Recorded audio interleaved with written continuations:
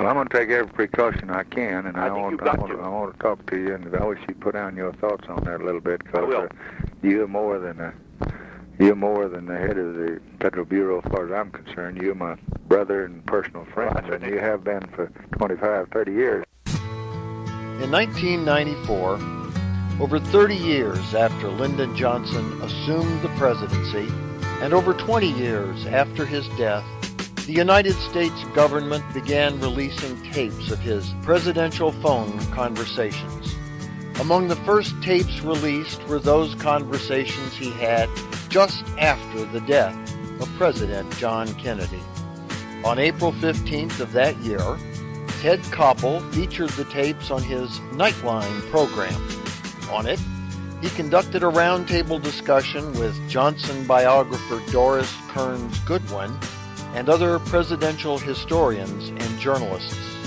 One of the most interesting tapes they listened to was a 20-minute conversation Johnson had with FBI Director J. Edgar Hoover on November 29, 1963, 1 week after Johnson became president. On the recording, Johnson and Hoover discussed their thoughts on the formation of a group to investigate the assassination, a committee that almost certainly became the Warren Commission. Then they turned their attention to the facts of the assassination itself, with Hoover updating Johnson with the latest information known by the FBI. Those facts, after only 1 week of investigation, are very close to those we know about today, conspiracy theorists notwithstanding.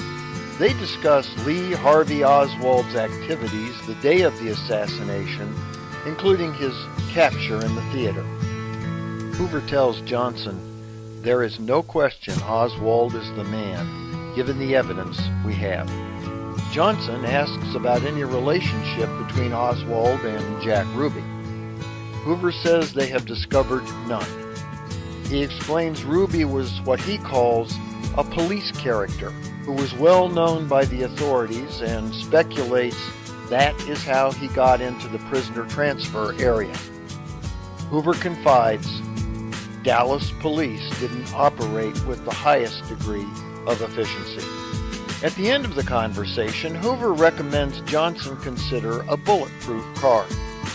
Johnson replies, "I want to take every precaution I can. You're more than the head of the Federal Bureau as far as I'm concerned. You're my brother and personal friend, and you have been for 25 to 30 years." Upon hearing that last sentence, Koppel asked the panel, what did President Johnson mean when he told Hoover, "You're my brother"? Not a single panelist had any idea what Johnson was talking about.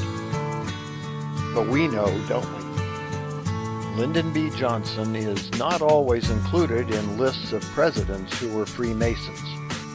However, he was in fact initiated and entered apprentice on October 30th, 1937, in Johnson City Lodge number 561 at Johnson City, Texas. He never went beyond the first degree.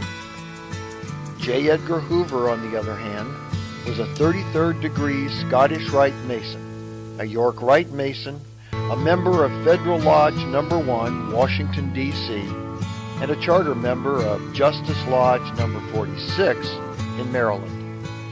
Lyndon B. Johnson and J. Edgar Hoover were, in fact, Masonic brothers, and President Johnson acknowledged it in that historic conversation. For the Whence Came You podcast, this is Steve Harrison with the Masonic Minute.